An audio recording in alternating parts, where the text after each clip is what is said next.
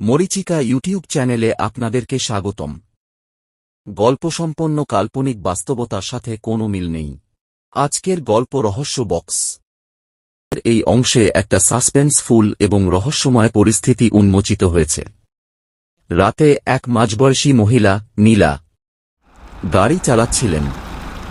রাস্তার মাঝে একটি বক্স পড়া ছিল। নীলা বক্সটি দেখে গাড়ি থেকে নেমে বক্সের কাছে গিয়ে বক্সটা খুলে নীলা দেখতে পায় বক্স ভর্তি টাকা রয়েছে, যা নিয়ে নীলা গাড়িতে চলে যান। সেই রাতে এক বৃদ্ধ লোক একটি বাড়ির দরজায় টোকা দেন। দরজা খুলেন নীলা।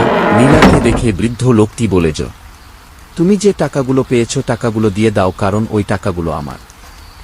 নীলা একটু ভীতু হয়ে বলেন, আমি কোনো টাকা পাইনি। বৃদ্ধ লোকটি বলেন, আমি সব কিছু দেখেছি, আর মিথ্যার আশ্রয় নিয়ে কোনো লাভ নেই। নীলা বলেন, টাকা আপনার, তাহলে টাকা ওখানে কেন ছিল? আর আপনি কোথায় ছিলেন? রাস্তার মাঝখানে কি কেউ টাকা রেখে চলে যায়, তার দূরে থেকে দেখে কে নিচ্ছে টাকা? আমাকে কি বোকা পেয়েছেন কাকা? বৃদ্ধ লোকটি বলেন, টাকা আমার, তুমি ফেরত দিবে কিনা বল।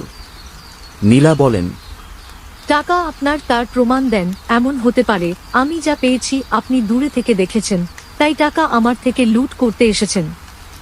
বৃদ্ধ লোকটি বলেন, টাকা লুট করার হলে তোমার দরজা নক করে আসতাম না। আর প্রমাণ চাও? টাকাও সব কয়টা? 1000 টাকার নোট, আর প্রত্যেকটা নোট এত সালের।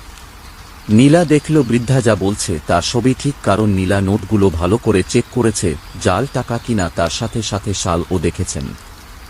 নীলা একটু চিন্তা করে বলে, টাকা নিতে হলে কাল আসতে হবে আপনাকে, কারণ আমি টাকা অন্য এক জায়গায় রেখেছি, আর এখন যাওয়া সম্ভব না। বৃদ্ধ লোকটি বলেন, ঠিক আছে, তুমি তাহলে টাকা যেখান থেকে নিয়ে এসেছো সেখানে রেখে দিও কাল। এরপর বৃদ্ধ লোক চলে যায়। ঘণ্টাখানেক পর নীলার দরজায় আবারও টোকা পড়ে। নীলা দরজা খুলে দেখে এক যুবক দাঁড়িয়ে আছে। যুবকটি নীলাকে দেখে মুচকি হেসে বলে, হ্যালো, আমি সুমন, মনের দিক থেকে না নামের দিক থেকে। নীলা বলেন, তো আমি কি তোমার নামের খাসি কুরবানি দেব? এত রাতে কেন এসেছ সেটা বলো, আর কে তুমি?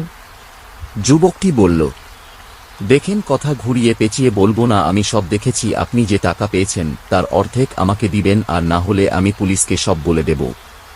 নীলা বলেন, টাকাগুলো এক বৃদ্ধ লোক এসেছিল টাকা ফেরত নিতে। আমি বলেছি আমার কাছে নেই, কাল দ্বীপ বৃদ্ধ বলেছেন ওখানে টাকা রেখে আসতে বলছে যেখানে পেয়েছি। তো এখন তোমাকে অর্ধেক দিব কি করে?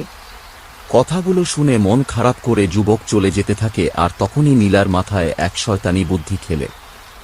নীলা পিছন থেকে যুবকে ডেকে বলে, দেখো, ওই লোককে টাকা দিলে আমার কোনো লাভ নেই, আর তুমি তো পুরো টাকা চাওনি, অর্ধেক চেয়েছো। আর টাকা আমার কাছে এসেছে, আমার ভাগ্যে ছিল তাই তুমিও দেখেছো তোমার ভাগ্যে ছিল তাই। তাহলে আমরা এক কাজ করব, কাল ওখানে গিয়ে বৃদ্ধকে হত্যা করে আমরা টাকাগুলো ভাগ করে নেব।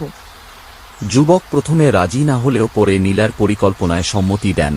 কাল তারা বৃদ্ধকে হত্যা করে টাকা ভাগ করে নেবে। এই গল্পের মাধ্যমে ধোঁকা, লোভ এবং বিশ্বাসঘাতকের প্রতি মানুষের প্রবণতা তুলে ধরা হয়েছে।